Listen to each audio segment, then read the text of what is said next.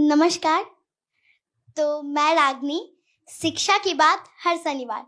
तो आज हमारे बीच शिक्षा विभाग के सिद्धार्थ सर आए हैं, तो मैं उनका स्वागत करना चाहती हूँ। तो सर, मैंने आपको YouTube के वीडियो और बहुत सारे ऐप्स पर भी देखा है। आप सारे स्कूल में जाकर टीचर और बच्चों से मिलते हैं। तो आज हम बच्चों को बहुत खुशी हुई है कि आज आप हम लोगों के से बात करने और मिलने आए। मुझे भी बड़ी खुशी है। तो इसके लिए मैं आपको थैंक यू कहना चाहती हूँ सर। ठीक है, और मैं भी बहुत मुझे अच्छा लग रहा है सभी बच्चों से मिलके, और मैं बच्चों से खासकर मिलने के लिए आया हूँ। तो सर, मैं आपसे आपके बचपन की जर्नी के बारे में कुछ पूछना चाहती हूँ कि जैसे हम बच्चे स्कूल जाने में भी डरते हैं या टीचर लोग से डरते हैं या कभी कभी स्कूल से बंक मार लेते हैं, तो क्या आप भी ऐसे बचपन में ऐसे किए हैं? तो कुछ बताइए। देखिए, बचपन में मैं आप ही की तरह था। मैं भी छोटा था और मैं भी स्कूल जाता था। मैं दिल्ली में पढ़ता था और मैं दिल्ली में स्कूल में जाता था, और मेरे माता पिता का बहुत जोर था कि पढ़ाई करो, और स्कूल तो जाता था पढ़ाई करने, लेकिन शाम को आके खेलने में मुझे बहुत मन लगता था। मैं अपने दोस्तों के साथ कंचे खेलता था और पतंग भी उड़ाता था, और शाम को कभी कभी क्रिकेट खेलने का मुझे मौका मिल जाता था। तो खेल में मुझे बहुत रुचि थी और मैं काफ़ी खेल कूद करता रहा, और पढ़ाई में ठीक ठाक ही था, मतलब ऐसा कोई खास नहीं था, बट ठीक ठाक था। और मुझे लेकिन खेलने में बहुत मज़ा आता था। मैं देखा खेलने, मेरे क्लास में म्यूज़िक क्लास भी रहती थी, गाना वाना सिखाते थे हम लोग को, लेकिन मैं कभी सीख नहीं पाया म्यूज़िक। बट पतंग उड़ाना सबसे मेरा फेवरेट है। नमस्कार सर, मेरा नाम शिवांगी है और मेरा प्रश्न आपसे ये है, हमारे स्कूल में स्मार्ट क्लास का फी लिया जाता है लेकिन स्मार्ट क्लास नहीं होता है, क्यों सर? ये एक प्राइवेट स्कूल है या गवर्नमेंट स्कूल है? नहीं, गवर्नमेंट स्कूल है, रविंद्र बालिका विद्यालय। अच्छा। रूटीन में डेली होता है, हाँ। लेकिन महीने पे, 2 महीने पे, 3 महीने पे एक बार कभी हो जाता है। नहीं, हम लोग का ये है कि जो स्मार्ट क्लास है वो कम से कम सप्ताह में एक बार होना चाहिए, और अगर आपके स्कूल में नहीं है तो हम लोग इंश्योर करेंगे और हम लोग चेक करेंगे कि सभी स्कूल्स में स्मार्ट क्लास जो है वो सही रूप से चले, और ऐसे अलग से ये मतलब खराब व्यवस्था नहीं हो, इसको सुधारने की कोशिश करेंगे। नमस्ते सर, मेरा नाम मानसी है। मेरे स्कूल का नाम पी एन एंग्लो संस्कृत उच्च मध्य विद्यालय है। तो मेरा क्वेश्चन ये था कि स्कूल और कोचिंग का लोड थोड़ा ज़्यादा हो जाता है। अगर हमें स्कूल में ही वैसी पढ़ाई मिल जाए तो हमें कोचिंग जाने का ज़रूरत ही ना पड़े। देखिए, ये मैं बहुत जगह देखता हूँ। मैं गर्दनी बाग हाई स्कूल गया था एक बार, गर्ल्स हाई स्कूल में, तो एक लड़की बेंच में सो गई थी।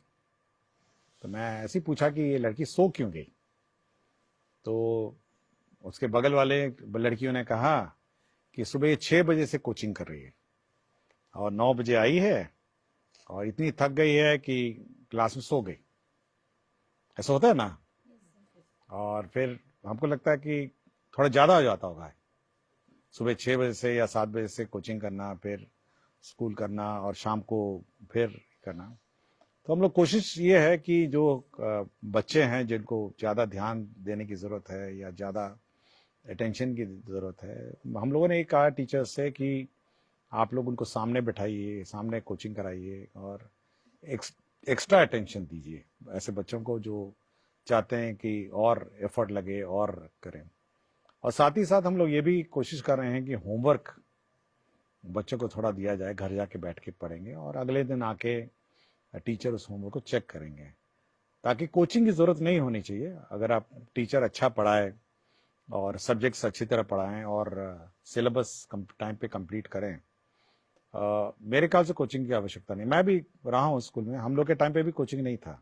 हमारा ये कोचिंग तो नई व्यवस्था है और मेरे स्कूल में कभी कोचिंग नहीं रहा है, और मैं आज तक कभी कोचिंग ना कॉलेज में पढ़ा हूँ तब भी कोचिंग नहीं था, स्कूल में भी कोचिंग नहीं था। हम लोग ये ध्यान रखते थे कि जो टीचर पढ़ाते हैं और जो किताबें हैं उसको ध्यान से पढ़ें, और घर आके हम लोग रिवाइज करते थे, कुछ क्वेश्चंस बनाते थे। ठीक है, खेलना कितना होता है, मतलब रात के 5-6 बजे 7 बजे तक, 6 बजे तक खेलते थे हम लोग, लेकिन शाम को बैठते थे खाना खाने से पहले और रिवाइज करते थे और अपना सेल्फ स्टडी करते थे, और अगर डाउट होता तो टीचर से पूछते थे और दोस्त बनाते थे हम लोग। दोस्त हम लोग का एक गैंग रहता था बच्चे लड़कों का।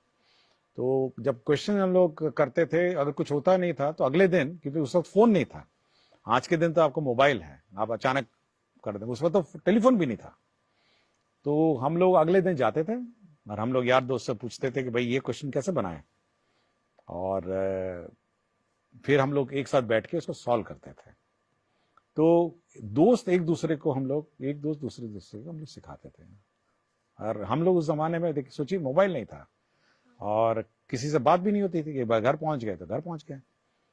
तो आप भी वो व्यवस्था रखिए ना, लड़कियां हैं लड़के हैं सब बैठ के एक साथ आप लोग मतलब प्रैक्टिस करिए, घर पे प्रैक्टिस करिए और टीचर से पूछिए कि ये कैसे बनेगा, या दूसरे दोस्तों से पूछिए, सीनियर से पूछिए। तो कोचिंग की मेरे ख्याल से व्यवस्था नहीं होगी अगर ये करेंगे। अगर नहीं, कुछ भी नहीं करना है, अगर मेहनत नहीं करना है, तो बेचारा वो हेड मास्टर जी, कोचिंग मास्टर जी आपको बैठ के क्वेश्चन पढ़ाएंगे, ये पढ़ाएंगे। बट मैं कभी कोचिंग नहीं गया, आज तक मैंने कभी कोई कोचिंग क्लास नहीं की। आजकल बहुत सारे स्कूल में ऐसा हो रहा है कि गवर्नमेंट स्कूल में गवर्नमेंट ही टीसी चलेगा, क्योंकि मेरे साथ भी ऐसा हुआ है। हम लोग मतलब सीबीएसई स्कूल से निकल कर अगर बिहार बोर्ड में आ रहे हैं तो स्कूल में मांगा जा रहा है सीबीएसई का बिहार बोर्ड का टीसी, तो फिर वैसे में एडमिशन करना बहुत मुश्किल। नहीं, ऐसा कोई इश्यू नहीं है, ऐसा कोई इश्यू नहीं, हम लोग गाइडलाइंस इश्यू कर देंगे। टीसी किसी भी बोर्ड का हो सकता है, ऐसा कोई इश्यू नहीं। ये जानकारी आपने दी है, धन्यवाद। मैं इसको, हम लोग इसको सुधार देंगे, तो टीसी का कोई इश्यू नहीं होगा। किसी भी बोर्ड का टीसी होगा तो आपको एडमिशन ले लिया जाएगा। मेरा नाम आकृति राज है और मैं कक्षा 7वीं की छात्रा हूँ। सर, मैं कहना ये चाहूँगी कि पहले ऐसा होता था कि हम लोगों को शनिवार के दिन हाफ टाइम से छुट्टी मिलती थी, पर अब ऐसा होने लगा है कि हम लोगों को फुल टाइम रहना पड़ता है। देखिए, शनिवार का जो दिन है ना, वो हम लोगों ने ऐसा व्यवस्था किया है कि उस दिन बैगलेस डे है। मतलब आपको कोई कोर्स पढ़ाना वढ़ाना नहीं है, आपको स्पोर्ट्स करने हैं, आपको म्यूजिक करना है, और पढ़ाई का जो और स्पोर्ट्स सीखने हैं, या कोई कला, आर्ट, क्राफ्ट, ये सब करने का दिन है। तो एक एंजॉयबल एनवायरनमेंट सैटरडे को क्रिएट करने का हम लोगों ने डायरेक्शन दिया है। और यदि अगर कोर्स कंप्लीट नहीं होता है तो उस दिन कोर्स होगा, क्लासेस होगी, जो बड़ी सीनियर क्लासेस हैं, लेकिन उस दिन वो बैगलेस डे है। मतलब आप उस दिन कोई रेगुलर क्लास नहीं होना है। और मेरे ख्याल से आपको खुशी होना चाहिए कि बच्चों के साथ, अपने यार दोस्तों के साथ, आप फ्रेंड्स के साथ आप खेलेंगे, कुछ सीखेंगे, म्यूजिक सीखेंगे। हम लोग कोशिश कर रहे हैं सब जगह म्यूजिक इक्विपमेंट पहुंचाने का और स्पोर्ट्स का। तो उस दिन आप खेलेंगे, मतलब स्पोर्ट्स है, अन्य जो आर्ट एंड क्राफ्ट है, और अन्य जो एंजॉयबल, जो आपको अच्छा लगे, वो आप करेंगे। ये मेरे ख्याल से ये सैटरडे का है, और मेरे ख्याल से आपको एंजॉय करना चाहिए सैटरडे को। मेरा नाम अनुराग कुमार है और मैं क्लास 6 का छात्र हूँ। मेरा सवाल यह था कि एग्जाम के टाइम हम बच्चों को बहुत लोड हो जाता है, पर अन्य दिन तो टीचर लोग ध्यान ही नहीं देते, हम बच्चों पर ना पढ़ाते हैं। देखिए, हम लोग इसलिए कह रहे हैं कि रेगुलरली आपको पढ़ना चाहिए, और अगर आप रेगुलरली नहीं पढ़ेंगे और टीचर रेगुलरली नहीं पढ़ाएंगे तो ऑब्वियसली एग्जाम के दिन लोड हो जाता है, जो हाफ ईयरली होता है। और हम लोग चाह रहे हैं कि कम से कम मंडे टेस्ट, हर मंडे टेस्ट हो, और रेगुलरली आप पढ़िए।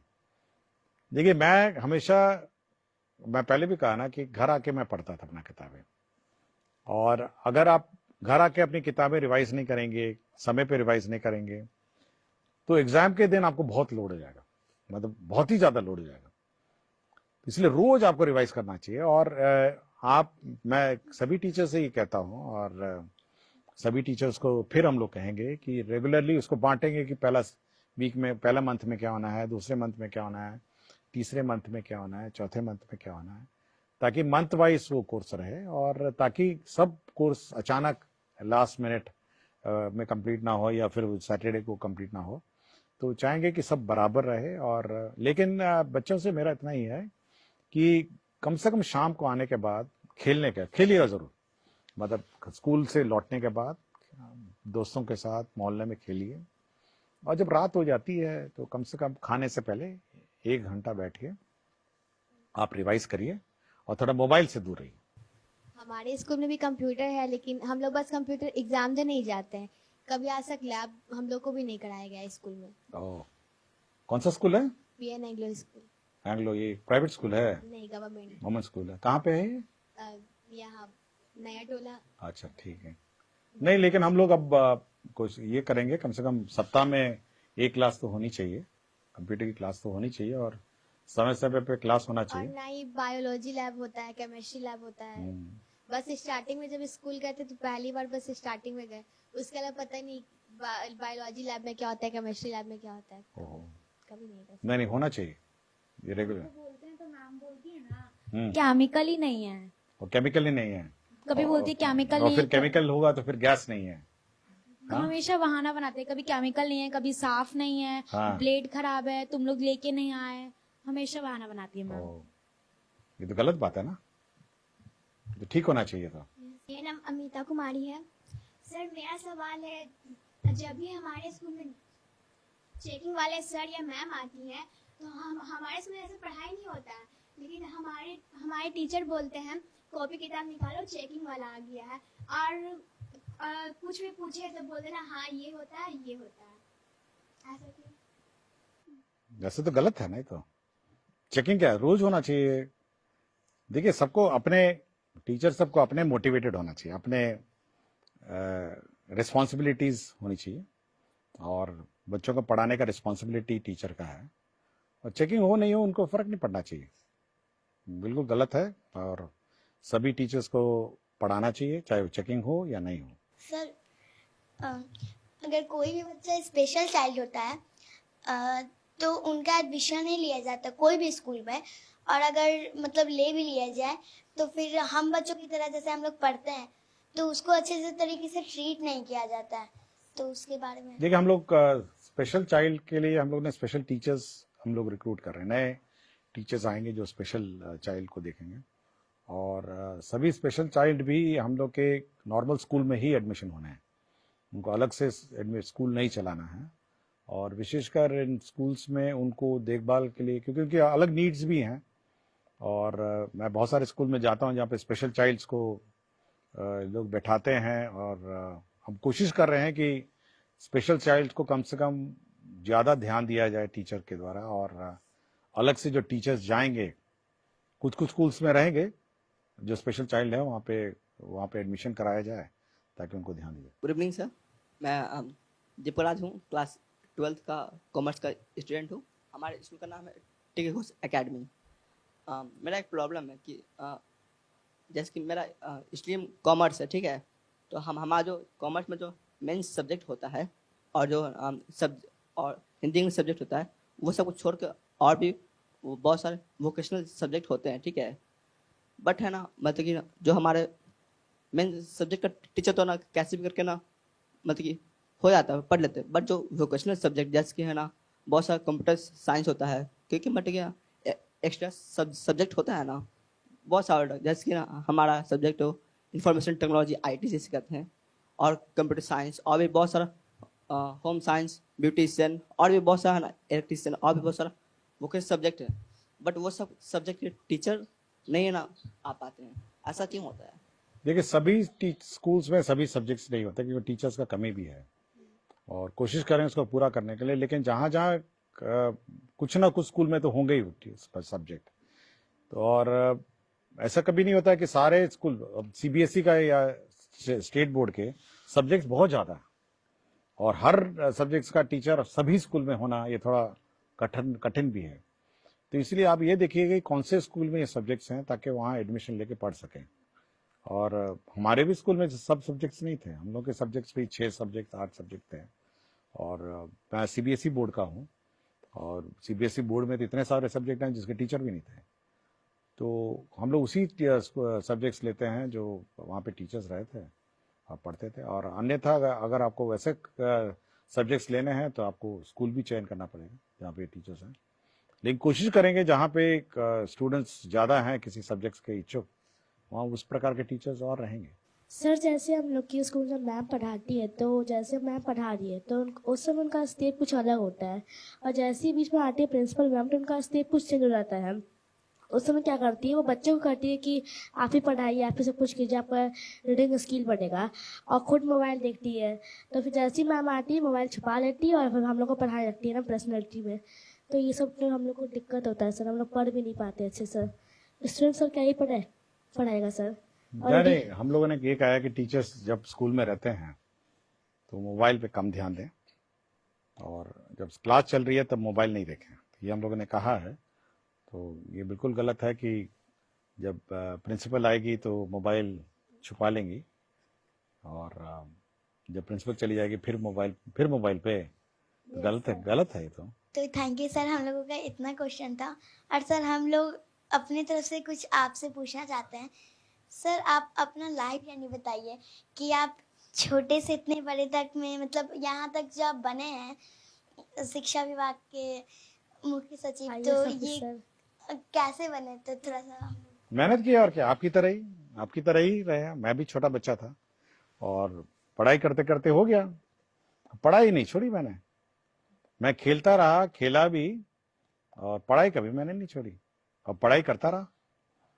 और आज भी पढ़ता हूं आज भी मैं घर में रात को पढ़ता हूं, किताबें अभी भी पढ़ता हूं, और पढ़ाई कभी नहीं छोड़ी मैंने।